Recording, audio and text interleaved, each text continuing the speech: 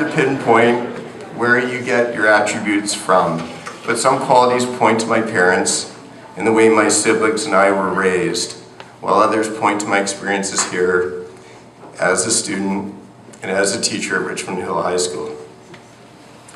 From my mother, I feel I learned toughness, a love of sport, and the joy of competition. My mother's appearance and upbringing belied the inner strength and fortitude that burned deep within.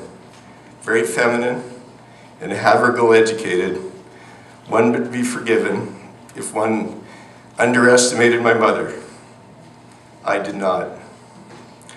My mother decided when I was very young that when I was angry, I had a biting tongue and felt that the bile, her word, that came out of my mouth was far more damaging and lasting than any injuries one might sustain in a fight. One day, my older brother and I were wrestling around, and things became heated. I let go with a barrage of insults within ear range of my mother. Protective of my brother, more than 4 years my senior, my mother yelled in from the kitchen, "Fight with your fists and not with your mouth." This was a red flag before a raging bull, and I paid for my insults in full that day and in the days and years to come. Not entirely surprisingly, given the encouragement he received from my mother, my older brother was a tough nut. When I was in grade 6 in elementary school, my brother and I were walking along Church Street, and I saw a grade 8 kid who'd probably failed a couple of times and who terrorized our school riding towards us on a bicycle. I said to Andy, my older brother, "There's the toughest guy in our school." Andy didn't say a word, but he waited until the kid got close enough. And then with the explosiveness of a linebacker, he ran at the kid and drove his shoulder into him, sending him flying.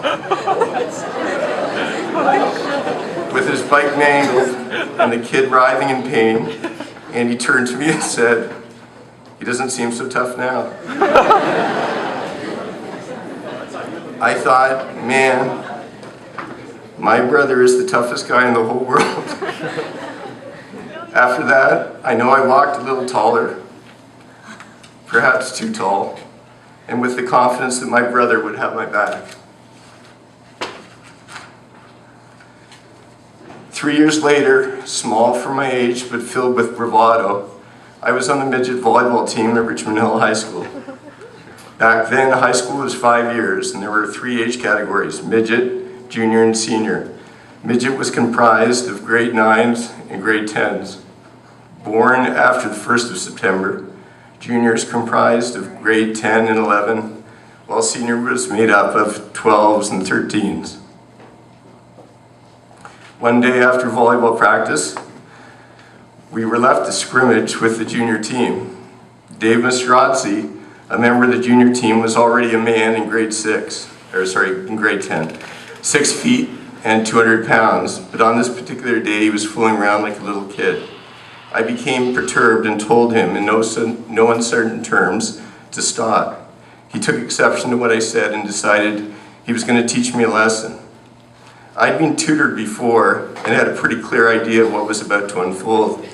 So as he approached, I took the volleyball in my hands and lobbed it towards his head. And while he was preoccupied with him, I missed with a glancing punch to his head, but hit my mark with a hard kick between his legs. Rather than falling Goliath, this strategy served little more than to encourage the giant. He punched me so hard that my head whiplashed back against the wall. My fight or flight instincts took over. I tried fighting and that hadn't worked so well, so now I was in flight mode. However, the gym was small and he was on me like a wounded puma. In no time, he jumped on me and commenced to beat my head like a boxer working out in a speed bag. After what seemed to be like an eternity, the others pulled the incensed Mastrazzi off me. As I walked home with my teammates, probably concussed and certainly defeated, I was perplexed by their reaction. The mood was strangely celebratory. They rejoiced in my willingness to try. That I was nearly beaten within an inch of my life seemed inconsequential. It was my guile, my fortitude, that impressed. Clearly, for my new friends, the process was more important than the result. I discovered true teammates, friends with common interests, kindred spirits whose company I enjoyed.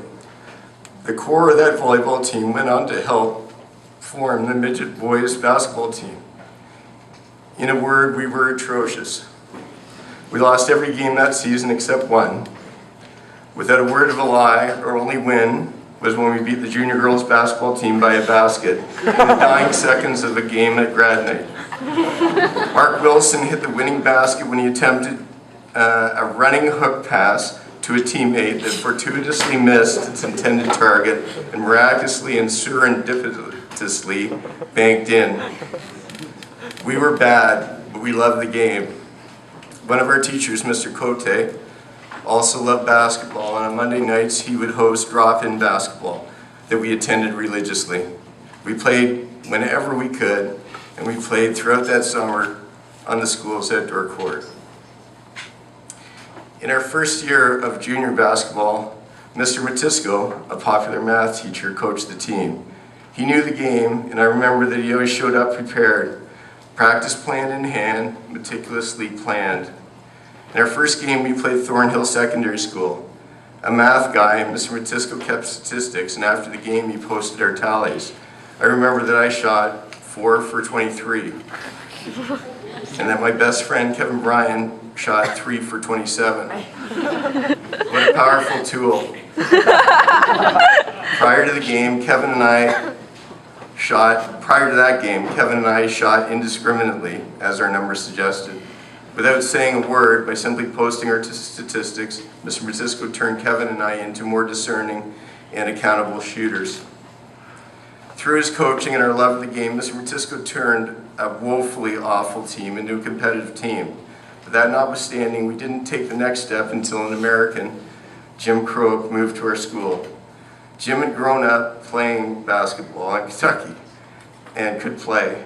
One of his first days at the school, he came to the gym where I was shooting and asked me if I wanted to play one-on-one.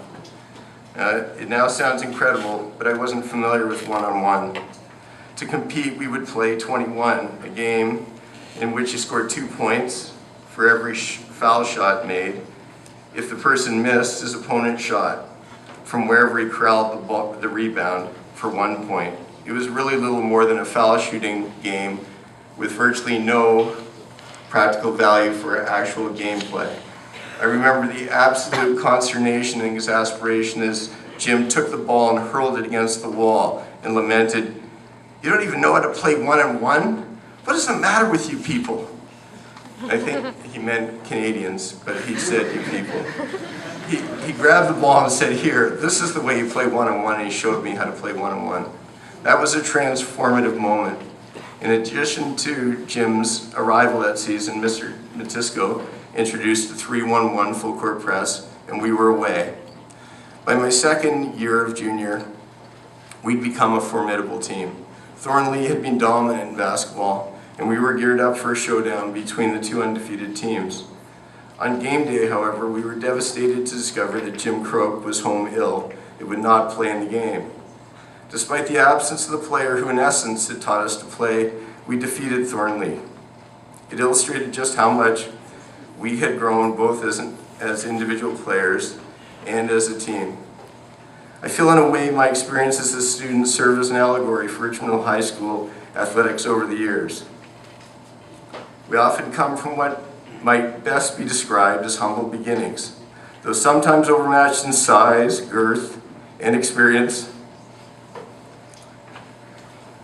we dig down, stand tall, and fight the good fight.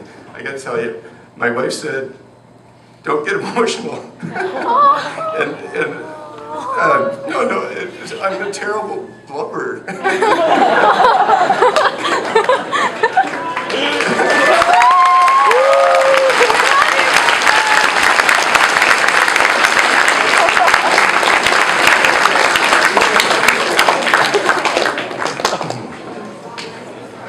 I could tell I wasn't going to do well It wasn't even an emotional part, and I was getting emotional.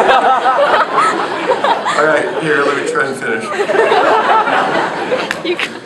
Yeah.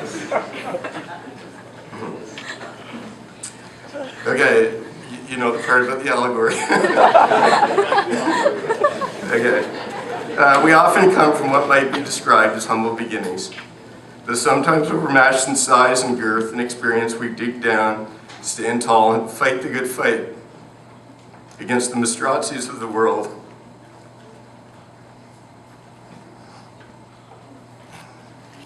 We learn from each other and we grow.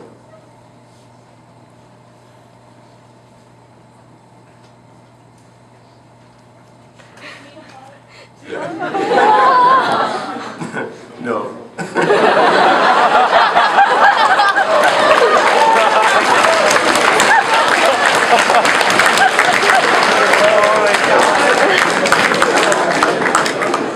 I thought it would be easier if I was the keynote speaker. All right, here. Sometimes, but not always, measured in terms of championships won. We came together as friends, enjoying a common love of sport, enjoying one another's company, competing, learning from other students, from coaches, growing as part of a team, and ultimately as individuals. In the end, we are better for having come to Richmond Hill, for choosing to be part of something, for choosing to be part of Raiders athletics. Almost finished. You got this. But this will be hard. I've had the privilege of being part of Richmond Hill High School athletics fraternity on 2 occasions, as a student and as a staff member. I want to thank you, the students, the student athletes, whom I've had the privilege to work alongside, and all the coaches. Miss Pugh, I need a joke. What's that? Go. You want one? Yeah. What does the three-headed English monster say? I don't know what. Hello. So bad.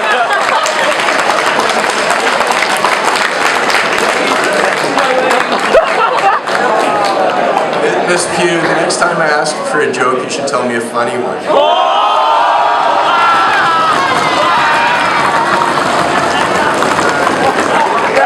Finishing up. Okay. I want to thank you, the student athletes, whom I've had the privilege to work alongside, all the coaches who have selflessly given of themselves and continue to give. And finally, I want to thank my department members, past and current honorable member, Ms. Cowks, Mr. Walker, Mr. Harris, Ms. Pugh, Ms. Pollock, and Ms. Irving, for all that you've given me. Another joke? No, I shot you down. All right, here, to finish up, I'm eternally grateful for your friendship and the innumerable memories that I will always cherish. Thank you.